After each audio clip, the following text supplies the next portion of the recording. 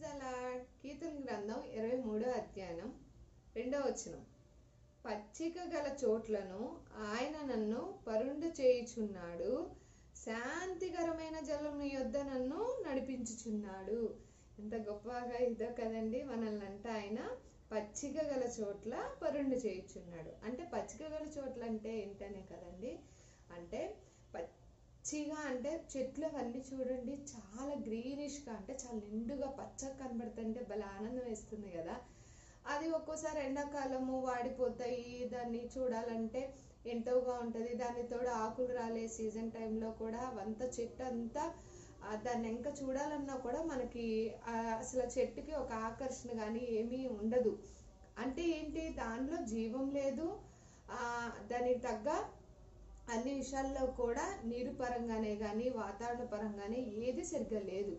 అంటే ఏంటి, అన్ని చోట్లలో కూడా దేవుడు మాట్లాడేది పచ్చిక గల చోట్ల ఆయన పరుండు చేయను అని అంటే, అంత పచ్చిగా ఉండే గల చోట్ల. అంటే ఇప్పుడు చూడండి, చక్కగా ఇప్పుడు ఎలాగో అదేంటి మంచు కురిసే కాలం, చక్కగా ఏమవుతుంది ఈ సీజన్ అంతా కూడా చాలా అంటే ప్రతి చెట్టు కూడా చిగురించే సమయం. ఆ చెట్టు ఏ చెట్టు ఎలా ఉన్నప్పటికీ కూడా ఈ 3 నెలలు నవంబర్, డిసెంబర్, జనవరి, మ్యాక్సిమం ఫిబ్రవరి కూడా భలే ఉంటాయండి. చెట్లన్నీ కూడా చిగురింపు, అంటే ఎక్కడైతే ఎండిపోయిన మోళ్ళు ఉంటాయో మరలా చిగురిస్తూ వస్తాయి, నిండుగా ఉంటుంది చెట్టు. అలాగా దేవుడు మనల్ని కూడా పచ్చిక గల చోట్ల పరుండు చేస్తానంటే, ఎక్కడైతే ఎండిపోయిన స్థితిలో ఉన్నామో, ఎక్కడైతే అన్ని విషయాల్లో కూడా మనం మరింతగా అక్కడ కృషించి ఉన్నాయో, అందుకే శాంతికరమైన జలముల యొద్ద నన్ను నడిపించుచున్నాడు.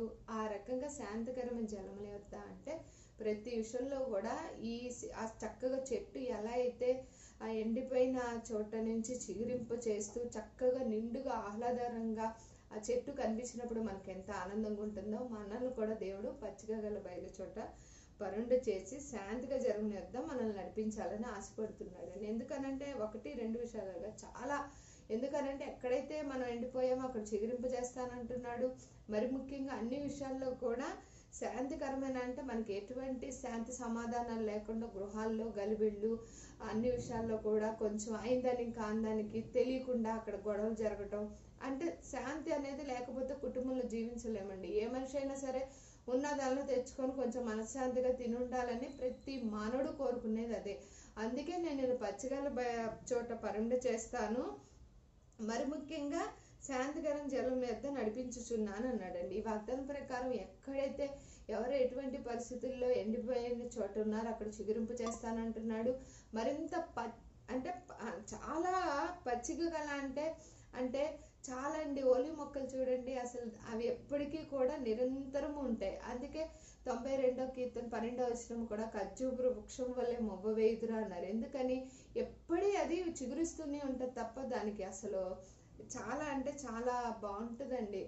లేఖనాల ద్వారా మనం గనక దేవుడు మాటలతో మనం చిగురిస్తూ ఉంటే ఇంకా చాలా బాగుంటుంది. అది కూడా మాట్లాడుతున్నాను. దేవుడు వాక్యానుసారంగా దేవుడు మరింతగా పచ్చిక గల చోట పరుండు చేసే విధంగా, ఎక్కడైతే ఎండిపోయిన స్థితిలో ఉన్నారో అక్కడ దేవుడు మరింతగా చిగురింపు చేయను గాక. ఎక్కడైతే శాంతి సమాధానం లేకుండా కుటుంబంలోన, వ్యాపారంలోన, ఉద్యోగంలోన వెళ్ళే ప్రతి స్థలాల్లో కూడా శాంతి సమాధానం లేని చోట శాంతి సమాధానం కలుగును గాక. ప్రతి విషయంలో కూడా దేవుడు జీవ జల నది ఎలా అయితే ఊటంప చేస్తూ ఉంటాడు, ఆ విధంగా ప్రతి విషయంలో కూడా ఆయన జీవజల నదులు ప్రతి కుటుంబంలో కూడా దేవుడు ఆ రకంగా ఉబిక్కుచుండు నీటి ఊటి వల్లే ఉండేటట్లు దేవుడు దీవించి ఆస్వాదించును గాక. ఈ వాగ్దానం ప్రకారం పచ్చిక గల చోట్ల మరింతగా చిగురింప చేసేవారిగా, శాంతికర జలం యొక్క మరింతగా జీవించేవారుగా ఉందుముగాక. ఆమెన్. God bless you.